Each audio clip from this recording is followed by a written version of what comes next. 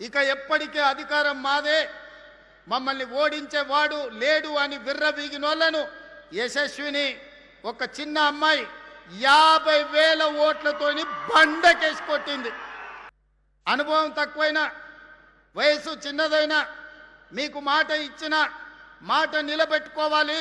ఇచ్చిన మాట నిలబెట్టుకోవడానికి అవసరమైతే మట్టిలో కలిసినా సరే మాట తప్పేది లేదు, మడమ తిప్పేది లేదు అని ఈనాడు మీకోసం రోజుకు 18 గంటలు నిరంతరం పనిచేస్తున్నాం. ఎక్కడన్నా ఈ ప్రభుత్వంలో మీ తమ్ముడుగా, మీ అన్నగా, మీ రేవంత్ అన్నగా ఎక్కడైనా ఆడబిడ్డలకు కష్టం వస్తే చూస్తూ ఊరుకున్నానా, లేకపోతే మీకోసం కొట్లాడి మీకు నిధులు ఇచ్చి ఈరోజు మిమ్మల్ని అభివృద్ధి పదం వైపు నడిపిస్తున్నానా లేదా ఆలోచన చేయండి. ఇవాళ రక్త సంబంధం లేకపోయినా నా ఇంటి ఆడపడుచుగా సీతక్కకు అన్ని రకాలుగా అండగా నిలబడ్డ వాస్తవం కాదా? అదే రక్తం పంచుకున్న బిడ్డ, కేసీఆర్ బిడ్డ, కేటీఆర్ చెల్లెలు కల్వకుంట్ల కవితకు ఆస్తిలో భాగం ఇవ్వాల్సి వస్తుందని కష్టాలలో జైలుకు పోయి ఇంటికి వచ్చి నాకు కాస్త సాయం చేయంటే సాయం చేయాల్సి వస్తుందని ఈ కర్కోటకుడు సొంత చెల్లెల్నే ఇంట్లో నుంచి బయటికి గెంటేసిన నీచమైన చరిత్ర తారక రామారావుది కాదా? ఒకసారి మా అక్కల్ని ఆలోచన చేయమంటున్నా. చంద్రశేఖరరావు చేసింది ఫ్యామిలీ జస్టిస్ అయితే నేను చేసింది సోషల్ జస్టిస్.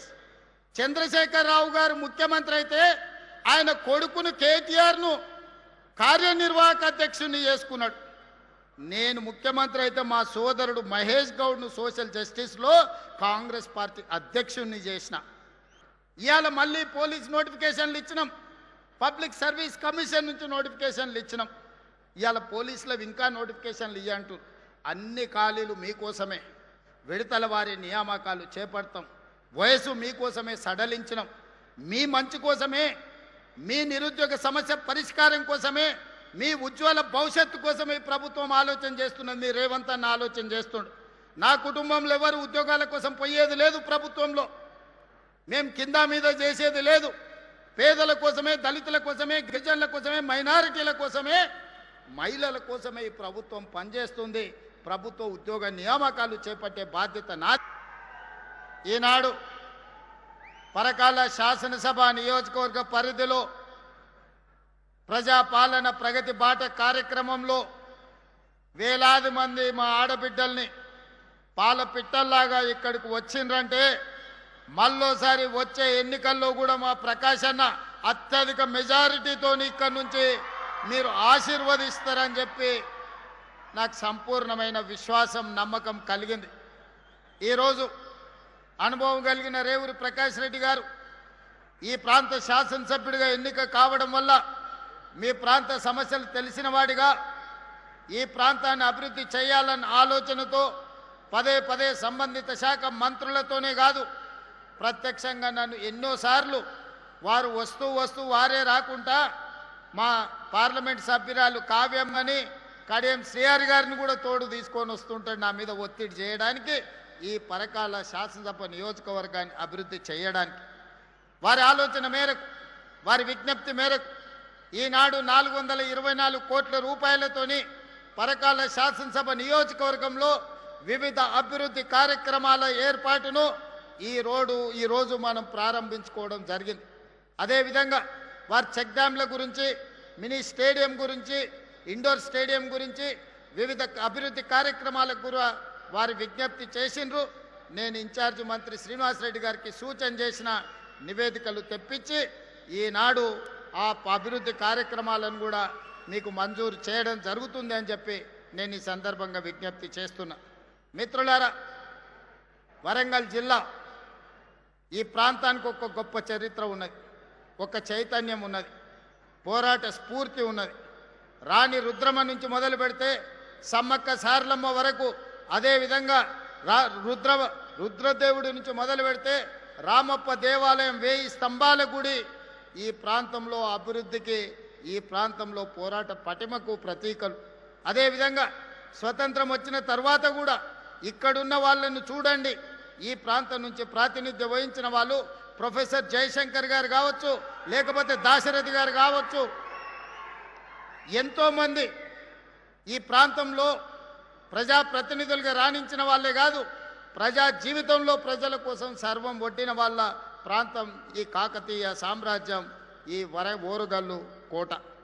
ఈ ప్రాంతంలో ప్రజలకు చైతన్యం ఉన్నది, ప్రజలకు ఆలోచన ఉన్నది, ప్రజా సమస్యల కోసం పోరాడే శక్తి ఉన్నది. ఎప్పుడైతే ప్రజల చేత ఎన్నుకోబడ్డ ప్రజాప్రతినిధులు మేం ప్రభువులము, మేము మనుషుల కంటే అతీతులం, మేము దేవుళ్ళమని భావిస్తారో, దేవుళ్ళుగా భావించి ప్రజల మీద ఆధిపత్యం చెలాయించాలి, ఈ ప్రజల్ని అణిచివేయాలా అనుకున్న ప్రతి సందర్భంలో ఈ వరంగల్ గడ్డ మీద చైతన్యంతో వాళ్ళను గోతి తీసి బొందబెట్టి ఒక చైతన్యాన్ని చూపించిన ప్రాంతం ఈ వరంగల్ ప్రాంతం. ఆనాడు విర్రవీగిన వాళ్ళు, అధికారంలో ఉన్నప్పుడు పోలీసుల చేత దాడులు చేయించిన వాళ్ళు, చివరికి భార్యాభర్తలు మాట్లాడుకుంటుంటే టెలిఫోన్ సంభాషణలు విన్న వాళ్ళు, ఇక ఎప్పటికీ అధికారం మాదే, మమ్మల్ని ఓడించేవాడు లేడు అని విర్రవీగినోళ్లను యశస్విని ఒక చిన్న అమ్మాయి 50,000 ఓట్లతోని బండకేసి కొట్టింది. రాజకీయాలలో కొండ కాకలు తీరిన బండ అన్నాడు, కానీ మీ ఆడబిడ్డ ఒక్క దెబ్బ కొడితే బండ పక్కన 2 ముక్కలైంది. ఇది ఈ ప్రాంతంలో ఉన్న చైతన్యం. ఈ గెలుపు నాదో యశస్వినిదో కాదు, ఈ గెలుపు మీది. మీలో ఉన్న చైతన్యం, మీలో ఉన్న భావ ఆవేశం ఈనాడు ఈ ప్రాంతంలో 12 సీట్లకు 10 సీట్లను గెలిపించి ఈరోజు ప్రజాపాలన ప్రభుత్వాన్ని ఏర్పాటు చేసింది. అదేవిధంగా ఈనాడు పదే భావమార్దులు శాసనసభ ఏర్పాటు చెయ్యి, కేసీఆర్ పాలనలో ఏం జరిగిందో, రేవంత్ రెడ్డి పాలన ఏం జరిగిందో చర్చిద్దామని వారు అంటున్నారు. అయ్యా, మీ భావమార్దుల కోరిక మేరకు సెప్టెంబర్ నెలలో శాసనసభ సమావేశాలను ఏర్పాటు చేస్తా, భావమార్దులతో పాటు మీ మామను కూడా తీసుకొని రావాలి సభకని నేను చెప్తున్నా. మాజీ ముఖ్యమంత్రిగా, కేంద్ర మంత్రిగా 40 సంవత్సరాల అనుభవం ఉన్న చంద్రశేఖరరావు గారు శాసనసభకు రావాలి. 10 సంవత్సరాలు వారి పరిపాలనలో వారు తీసుకున్న సంక్షేమ పథకాలు, తెలంగాణలో చేసిన అభివృద్ధి గురించి చర్చించాలని నేను అడుగుతున్నా. అదేవిధంగా 2 సంవత్సరాలలో మన ప్రభుత్వం, ప్రజాప్రభుత్వం తీసుకొచ్చిన సంక్షేమ పథకాలు, చేస్తున్న అభివృద్ధి కార్యక్రమాలతో పాటు వారు మనకు వారసత్వంగా అందించిన 8,11,000 కోట్ల రూపాయల అప్పుకు అసలు మిత్తిగా ప్రతి సంవత్సరం 75,000 కోట్ల రూపాయలు ఈరోజు మనం కడుతున్నాం. ఈ అప్పుల భారం మనం మోస్తున్నాం. మా అక్కలు ఆలోచన చేయాలి. ఆనాడు తెలంగాణ రాష్ట్రం రాకముందు సంవత్సరానికి మన అసలు మిత్తి కలిపి 6,500 కోట్ల రూపాయల భారం ఉంటే, తెలంగాణ రాష్ట్రం వచ్చిన తర్వాత చంద్రశేఖరరావు గారు నాకు ప్రభుత్వాన్ని అందించిన తర్వాత ప్రతి నెల 7,500 చొప్పున సంవత్సరానికి 75,000 కోట్ల రూపాయలు ఆయన చేసిన అప్పులకు తప్పులకు ఈరోజు నేను పాయమాలు గడుతున్నా. అనుభవం తక్కువైనా, వయసు చిన్నదైనా, మీకు మాట ఇచ్చిన మాట నిలబెట్టుకోవాలి. ఇచ్చిన మాట నిలబెట్టుకోవడానికి అవసరమైతే మట్టిలో కలిసినా సరే మాట తప్పేది లేదు, మడమ తిప్పేది లేదు అని ఈనాడు మీకోసం రోజుకు 18 గంటలు నిరంతరం పనిచేస్తున్నాం. ఏ రోజైనా 32 నెలల్లో 3 గంటలైనా నేను సెలవు తీసుకున్న సందర్భం ఉన్నదా? మీరు ఒక్కసారి ఆలోచన చేయండి. ఇవాళ 8,11,000 కోట్ల రూపాయల అప్పు, 1,00,000 కోట్లు పెట్టి కట్టిన కాళేశ్వరం కాస్త కూలిపోయి కూలేశ్వరం అయినా, కృష్ణా గోదావరి నదుల్లో నీళ్లను తరలించి దేశంలోనే వరి ఉత్పత్తిలో మొదటి స్థానం సాధించి రైతులు పండించిన పంట ఒక్క వరి ధాన్యాన్ని కొనుక్కోవడానికే ఈ 30 నెలల్లో 90,000 కోట్ల రూపాయలు రైతులకు చెల్లించినాం. ఇది మన ప్రభుత్వం ఇందిరమ్మ పాలనలో రైతులను ఆదుకున్న మాట వాస్తవం కాదా? అదేవిధంగా ఆనాడు 1,00,000 రూపాయలు రుణమాఫీ అన్నాడు, 4 విడతలు అన్నాడు, అసలు మిత్తి నేనే కడతా అన్నాడు. చివరికి మన చేతిలో అప్పు నెత్తి మీద చిప్ప మిగిలిచ్చిపోయిండు. 2 సార్లు మోసగించిండు. 1,00,000 అని 1 రూపాయి కూడా ఈరోజు అప్పులు తీరువలే, ఇచ్చినాయని మిత్తికే సరిపోయినాయి. కానీ నేను ఎన్నికలప్పుడు మీకు మాట ఇచ్చిన 2 లక్షల రూపాయల వరకు రైతుకు రుణమాఫీ చేస్తా అని మొదటి సంవత్సరంలోనే 25 లక్షల మంది రైతాంగ కుటుంబాలకు 20,617 కోట్ల రూపాయలు మీ ఖాతాలలో వేసి దేశంలోనే రైతు రుణ విముక్తి కలిగిన రాష్ట్రంగా తెలంగాణ రాష్ట్రాన్ని నెంబర్ 1గా నిలబెట్టడం జరిగింది. ఇదే కాదు, ఆనాడు రైతు భరోసా పథకంలో ఎకరకు 10,000 ఆయన ఇస్తే దాన్ని పెంచి ఈనాడు ఎకరకు 12,000 సంవత్సరం చొప్పున 32 నెలల మన ప్రభుత్వంలో 36,000 కోట్ల రూపాయలు రైతు భరోసా నిధులు రైతుల ఖాతాలో వేసి ఇది రైతు రాజ్యమని ఈరోజు దేశానికే చాటి చెప్పినాం. 9 రోజుల్లో 9,000 కోట్ల రూపాయలు రైతుల ఖాతాలో వేసిన చరిత్ర దేశ చరిత్రలోనే లేదు.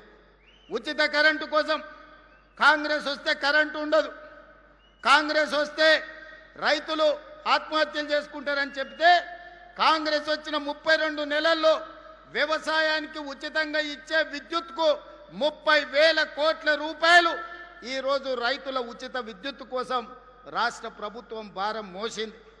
మొత్తంగా రైతుల కోసం 1,70,000 కోట్లు ఈ 30 నెలల ప్రభుత్వంలో రైతుల కోసం ఖర్చు పెట్టినాం. వ్యవసాయం దండుగ నుంచి వ్యవసాయాన్ని పండుగగా మార్చి రైతును రాజును చేస్తామని చెప్పినాం.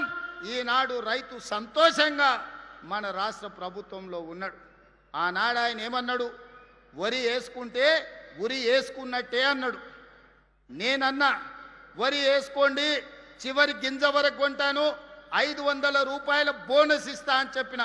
ఇవాళ సన్న ఒట్లు పండించిన ప్రతి రైతుకు 500 రూపాయల బోనస్ ఇస్తున్నా.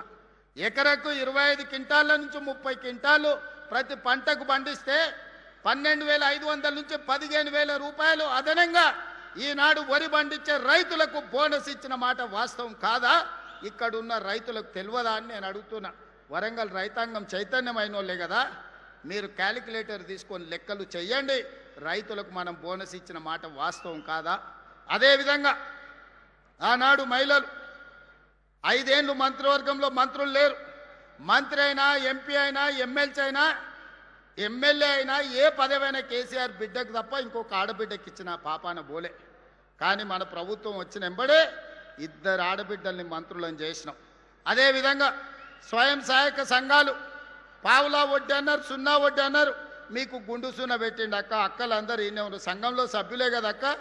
నేను వచ్చినాక 60,000 కోట్ల రూపాయలు బ్యాంకుల లింకేజ్ ఇచ్చి మా సీతక్క మీకు 2,000 కోట్ల రూపాయలు మీ వడ్డీ కింద బ్యాంకు కట్టిందా లేదా? సీతక్క ఇక్కడనే ఉంది కదా, మీరందరు లబ్ధిదారులు, మా ఆడబిడ్డలు ఈయనే ఉన్నారు కదా, కండ్ల ముందలు ఉన్నారు కదా, ఇది నిజం కాదా అక్క? మీకు ఇందిరా భవనాలు ఇయ్యలేదా? 8,000 గ్రామాలలో మీరు మీ సంఘాలు కూర్చోవడానికి ఈ మధ్యలోనే భూ కేటాయింపులు, నిధుల కేటాయింపు జరగలేదా? హైటెక్ సిటీ పక్కన 1000 కోట్లతోని మీరు వ్యాపారాలు చేసుకోవడానికి మీకు కేంద్రాలు కేటాయించిన మాట వాస్తవం కదా? మీకు పెట్రోల్ బంకులు కేటాయించిన మాట వాస్తవం కదా? ఆర్టీసీ బస్సులు మీతో కొనుగోలు చేయించిన మాట వాస్తవం కాదా? ఇవాళ సోలార్ విద్యుత్ ఉత్పత్తి చేసే ఆధిపత్యాన్ని మీకు ఇచ్చిన మాట వాస్తవం కాదా? ఇవాళ మహిళలు బడులలో పిల్లలకు, మా అక్కలు బట్టలు కుట్టే వచ్చి ఉంటారు పిల్లలకి ఈసారి బడి బట్టలు, అవునా అక్క? ఎప్పుడన్నా కేసీఆర్ ఉన్నప్పుడు కుట్టినరా?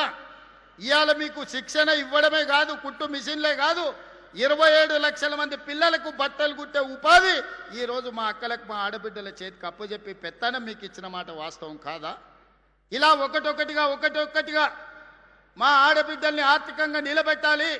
నగదు ఆడబిడ్డ చేతుల్లో ఉంటే ఇంట్లో పిల్లల చదువులకో లేకపోతే అత్తమామ వైద్య ఖర్చులకో, ఇల్లు కట్టుకోవడానికో, సంసారం చక్కదిద్దుకోవడానికి ఉంటుందని ఆడబిడ్డల చేతుల్లో నగదు ఆడే విధంగా ఇవాళ చర్యలు తీసుకున్న మాట వాస్తవం కాదా? ఎక్కడన్నా ఈ ప్రభుత్వంలో మీ తమ్ముడుగా, మీ అన్నగా, మీ రేవంత్ అన్నగా ఎక్కడైనా ఆడబిడ్డల కష్టం వస్తే చూస్తూ ఊరుకున్నానా? లేకపోతే మీకోసం కొట్లాడి మీకు నిధులు ఇచ్చి ఈరోజు మిమ్మల్ని అభివృద్ధి పదం వైపు నడిపిస్తున్నానా లేదా ఆలోచన చెయ్యండి. ఇవాళ రక్త సంబంధం లేకపోయినా నా ఇంటి ఆడపడుచుగా సీతక్కకు అన్ని రకాలుగా అండగా నిలబడ్డ వాస్తవం కాదా? అదే రక్తం పంచుకున్న బిడ్డ, కేసీఆర్ బిడ్డ, కేటీఆర్ చెల్లెలు, కల్వకుంట్ల కవితకు ఆస్తిలో భాగం ఇయ్యాల్సి వస్తుందని కష్టాలల్లో జైలుకు పోయి ఇంటికి వచ్చి నాకు కాస్త సాయం చేయంటే సాయం చెయ్యాల్సి వస్తుందని ఈ కర్కోటకుడు సొంత చెల్లెల్నే ఇంట్లో నుంచి బయటికి గెంటేసిన నీచమైన చరిత్ర తారక రామారావుది కాదా? ఒకసారి మా అక్కల్ని ఆలోచన చేయమంటున్నా. చెడిపోయి పుట్టింటికి పోకూడదని అంటారు పెద్దలు, కానీ ఒకవేళ చెల్లి కష్టాలలో ఉండి ఇంటికి వస్తే వేల కోట్ల రూపాయల ఆస్తి ఉన్నోడు సొంత తొడబుట్టిన చెల్లెలకు సాయం చేయకుండా ఇంట్లో నుంచి గెంటేస్తే కన్న తండ్రి కళ్ళు మూసుకొని పోయినాడా? కన్న తండ్రి ఏమన్నా ధృతరాష్ట్రుడా? కొడుకును పిలిచి సలాకి కాల్చి వాత పెట్టి వంగబెట్టి ఈపుల మీద 4 గుద్ది సగం ఆస్తి బిడ్డకి ఇవ్వాలి కదా. కానీ ఇంట్లోకి వెళ్ళి బయటికి గెంటేసిండు. కానీ నేను మీ అందరినీ సొంత కుటుంబ సభ్యుల్లాగా ఇవాళ చూసుకుంటున్నానా లేదా? అంతెందుకు, ఆనాడు బతుకమ్మ చీరల కమిషన్లు కొట్టేస్తే ఆ ఇచ్చిన చీరలు ఎన్నడన్నా మీరు కట్టుకున్నారా అక్క? బతుకమ్మ చీరలు ఎన్నడన్నా కట్టుకున్నారా? పండుగ నాడైనా ఎన్నడైనా ఏడగట్టిరా చీరలు? పల్లి చేను వేసుకుంటే పందులు రాకుంటుండనికే బెదిరియనికే చేనుల కాడ కట్టిరు. మొక్కజొన్నలు వేసుకుంటే పక్షులు తినకుంటుండనికే వాటిని బెదిరించనికే చీరలు ఆ చీర తీసుకుపోయి కట్టిరు. ఎన్నడన్నా ఒంటి మీద మా ఆడబిడ్డలు కట్టుకుర్రా?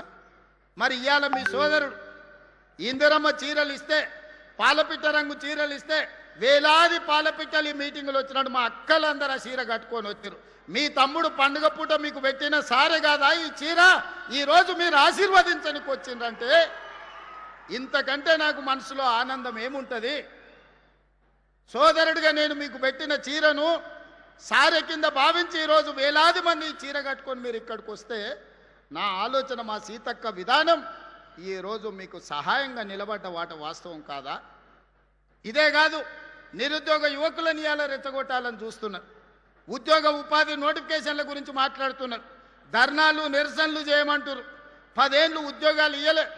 నోటిఫికేషన్లు ఇస్తే ప్రశ్న పత్రాలు బజార్లలో పల్లి బఠానీలలాగా అమ్ముకున్నారు. కోట్ల రూపాయలు సంపాదించుకున్నారు. పిల్లల ప్రాణాలు పోయినాయి. 10వ తరగతి పరీక్షలు నిర్వహించలేకపోయినారు. 12వ తరగతి పరీక్షలు నిర్వహించిన తప్పుడు విధానాలతో 27 మంది పిల్లలు ఆత్మహత్యలు చేసుకున్నారు. ఇక పబ్లిక్ సర్వీస్ కమిషన్ గ్రూప్ 1 పరీక్షలు అయితే 100 కోట్ల రూపాయలు సంపాదించుకున్నారు. కానీ అదే మన ప్రభుత్వం వచ్చిన తర్వాత 70,000 ప్రభుత్వ ఉద్యోగాలు గ్రూప్ 1, గ్రూప్ 2, గ్రూప్ 3, గ్రూప్ 4, అదేవిధంగా పోలీస్, మెడికల్ అండ్ హెల్త్ వివిధ శాఖల్లో 70,000 ప్రభుత్వ ఉద్యోగ నియామకాలు చేపట్టి నిరుద్యోగ యువకుల యొక్క ఆకాంక్షల్ని, కలల్ని నెరవేర్చడానికి మన ప్రభుత్వం పనిచేసిన మాట వాస్తవం కాదా? ఇవాళ మళ్ళీ పోలీస్ నోటిఫికేషన్లు ఇచ్చినాం, పబ్లిక్ సర్వీస్ కమిషన్ నుంచి నోటిఫికేషన్లు ఇచ్చినాం. ఇవాళ పోలీసులకు ఇంకా నోటిఫికేషన్లు ఇవ్వంటూ అన్ని ఖాళీలు మీకోసమే, విడతల వారి నియామకాలు చేపడతాం. వయసు మీకోసమే సడలించినాం. మీ మంచి కోసమే, మీ నిరుద్యోగ సమస్య పరిష్కారం కోసమే, మీ ఉజ్వల భవిష్యత్తు కోసమే ప్రభుత్వం ఆలోచన చేస్తున్నది. మీ రేవంత్ అన్న ఆలోచన చేస్తుండు. నా కుటుంబంలో ఎవరు ఉద్యోగాల కోసం పోయేది లేదు. ప్రభుత్వంలో మేము కింద మీద చేసేది లేదు. పేదల కోసమే, దళితుల కోసమే, గిరిజనుల కోసమే, మైనారిటీల కోసమే, మహిళల కోసమే ఈ ప్రభుత్వం పనిచేస్తుంది. ప్రభుత్వ ఉద్యోగ నియామకాలు చేపట్టే బాధ్యత నాది. విడతల వారీగా మీకు నియామకాలు చేపడతా, ప్రతి ఖాళీని భర్తీ చేస్తా. ఈరోజు నోటిఫికేషన్లు వచ్చిన పరీక్షలకు మంచిగా ప్రిపేర్ అవ్వండి. మాయ మాటలు వింటిరా మోసపోతారు. ఆనాడు అగ్గిపెట్టెరావు గారు, అఘోరరావు గారు 100 రూపాయలు పెట్టి పెట్రోల్ తెచ్చుకున్నాడు సీసా నిండా. 10 పైసలు అగ్గిపెట్టె తెచ్చుకోలే. రెచ్చగొట్టిండు. అమాయకులైన పిల్లల ఆవేశానికి లోనైనరు. శ్రీకాంతాచారి ఎల్బీ నగర్లో నిట్ట నిలువున తగలబెట్టుకొని తెలంగాణ కోసం ఆత్మ బలిదానం చేసుకున్నాడు. ఒక యాదయ్య, ఒక కానిస్టేబుల్ కిష్టయ్య, ఒక ఈశాన్ రెడ్డి, ఒక వేణుగోపాల్ రెడ్డి, 1200 మంది పిల్లలు తెలంగాణ రాష్ట్ర ఉద్యమంలో వీళ్ళు రెచ్చగొడితే, వీళ్ళు వీధి నాటకాలు వేస్తే ఆత్మ బలిదానాలు చేసి తెలంగాణ రాష్ట్రం తెచ్చుకున్నారు. కానీ చంద్రశేఖరరావు గారి కుటుంబంలో ఎవరికన్నా అగ్గిపుల్లంతనన్నా చేతి గాలిందా? ఎవరన్నా కుటుంబం వాళ్ళ బంధువులలో ఎవరన్నా తెలంగాణ కోసం ప్రాణత్యాగం చేసిండ్రా? రెచ్చగొట్టాలే, మంది పిల్లలను సాబగొట్టాలే, ఆ శవాల పునాదుల మీద అధికారంలోకి రావాలనేదే వాళ్ళ ఆలోచన. మొన్నటికి మొన్న మీడియా మిత్రులు చూసింటారు, తెలంగాణ భవన్లో రక్తదాన కార్యక్రమం పెట్టారు. కాళేశ్వరం గోదావరి నీళ్లు మాకు ఇవ్వండి, మా రక్తం తీసుకోండి అని రక్తదాన కార్యక్రమం పెట్టారు తెలంగాణ భవన్లో. నేను అనుకున్న కనీసం తిన్న కొవ్వు అరుగుతుంది హరీష్ రావుకు కేటీఆర్కు కొంత రక్తం ఇస్తే అనుకున్నా. వాళ్ళ కుటుంబంలో ఒక్కడు కూడా ఇయ్యలే. అమాయకులైన బీఆర్ఎస్ కార్యకర్తలు 100 మంది రక్తం ఇస్తే ప్రైవేట్ హాస్పిటల్లో పోయి కోట్ల రూపాయలకు ఆ రక్తం అమ్ముకున్నారు. ఆనాడు తెలంగాణ రాష్ట్రాన్ని దోపిడీకి పాల్పడుతుంది, 1000 కోట్లు కొల్లగొడుతుంది, అధికారాన్ని మీరే అనుభవిస్తుంది. చివరికి రోజు ప్రతిపక్షంలో ఉంటే మీ కార్యకర్తల రక్తాన్ని కూడా మోసం చేసి తీసుకొని ప్రైవేట్ హాస్పిటల్కి అమ్ముకొని పైసలు సంపాదించుకుంటున్నంటే మీరు మనుషుల, రాక్షసుల, రక్త పిపాసుల అని నేను ఈరోజు వేదిక మీద నుంచి అడుగుతున్నా. ఎందుకు ఇవ్వలేదే కేసీఆర్? ఆయనకు ఆరోగ్యం బాగాలేదనుకుందాం. హరీష్ రావు, కేటీఆర్ పాదయాత్రలు చేస్తాం, గోడలు దుంకుతాం అంటుండు కదా, చుక్క రక్తం కూడా ఎందుకు ఇవ్వలేదు మన రక్తదానంలో అని అడుగుతున్నా. రాజ్యసభ తీసుకున్న సంతోష్రావు ఎందుకు ఇవ్వలేదు? మంత్రి పదవి తీసుకున్న ఎర్రబల్లి దయాకర్ రావు ఎందుకు రక్తం ఇవ్వలేదయా? ఎందుకు ఇవ్వలేదు? వినోద్ రావు ఎందుకు ఇవ్వలేదు? వాళ్ళు మాత్రం ఏమి ఇయ్యరు, సిల్లు గవ్వియ్యరు, చుక్క రక్తం పొట్టివ్వరు. తెలంగాణ ప్రజల సొమ్ము 1000 కోట్లు కొల్లగొడతారు. చివరికి కార్యకర్తల రక్తాన్ని కూడా అమ్ముకునే రక్త పిపాసులు ఈరోజు కేసీఆర్ కుటుంబం అని నేను చెప్పదలుచుకున్నా. అందుకే యువ మిత్రులారా, మీ జీవితాలు నాశనం చేసుకోకండి, మీ ప్రాణాలు త్యాగం చేసుకోకండి, మీ సమయాన్ని వృధా చేసుకోకండి. మీరు ధర్నాలను, నిరసనలను పోతే పోలీసులు ఏవైనా కేసులు పెడితే మీ ఉద్యోగ ఉపాధి అవకాశాలు దెబ్బతింటాయి. ఆనాడు తెలంగాణ ఉద్యమంలో పెట్టిన కేసులు ఈనాటికి మిమ్మల్ని వేటాడుతున్నాయి. అందుకే మీ సోదరుడు మీ రేవంత్ అన్న ఇక్కడ ఉన్నంత కాలం మీ ఉద్యోగ ఉపాధి అవకాశాల కోసం 100% మీకోసం కృషి చేస్తా, మీ సమస్యల్ని పరిష్కరిస్తా అని చెప్పదలుచుకున్నా. ఒక పక్కన రైతుల కోసం, మరో పక్కన మా ఆడబిడ్డల కోసం, ఇంకొక పక్కన నిరుద్యోగ యువకులు, విద్యార్థుల కోసమే ఈ రాష్ట్ర ప్రభుత్వం ఉన్నది. రైతు సంక్షేమం కోసం, రైతుల అభివృద్ధి కోసం, మహిళల అభ్యున్నతి కోసం, నిరుద్యోగ యువకుల ఉద్యోగ ఉపాధి కోసం మన ప్రభుత్వం పనిచేస్తుంది. నిండు మనసుతో మీరు ఆశీర్వదించండి. అదేవిధంగా నిన్న మన వాళ్ళు మాట్లాడి చర్చిద్దాం, సవాలు చేద్దామని శాసనసభలో. మళ్ళీ చెప్తున్న మీడియా మిత్రులారా రాసుకోండి, సెప్టెంబర్లో శాసనసభ సమావేశాలను పెడతాను. నేను ఒక పోలిక నేను మీకు చెప్పదలుచుకున్నా. ఆనాడు చంద్రశేఖరరావు గారు ముఖ్యమంత్రి అయ్యిండు. చంద్రశేఖరరావు గారు ముఖ్యమంత్రి అయితే హరీష్ రావు గారు, తారక రామారావు గారు మంత్రి అయ్యిండ్రు. నేను ముఖ్యమంత్రి అయితే మా సుయితక్క, కొండా సురేఖని మంత్రులను చేసిన నేను. ఆనాడు చంద్రశేఖరరావు ముఖ్యమంత్రి అయితే ఆయన ఎర్రబల్లి దయాకర్రావుని మంత్రిని చేసిండు. నేను ముఖ్యమంత్రి అయితే మా అడ్లూరు లక్ష్మణ్ని నేను మంత్రిని చేసిన. ఆనాడు చంద్రశేఖరరావు గారు ముఖ్యమంత్రి అయితే ఆయన బిడ్డను ఎంపీ చేసుకున్నాడు, ఓడిపోతే ఎమ్మెల్సీ చేసుకున్నాడు. నేను ముఖ్యమంత్రి అయితే మా చెల్లెలు డాక్టర్ కావ్యను పార్లమెంట్ సభ్యుడిగా చేసిన, యశస్విని ఎమ్మెల్యేగా చేసిన నేను. ఆనాడు చంద్రశేఖరరావు ముఖ్యమంత్రి అయితే జోగినిపల్లి సంతోష్రావు సడ్డకుని కొడుకుని రాజ్యసభ చేసుకున్నాడు.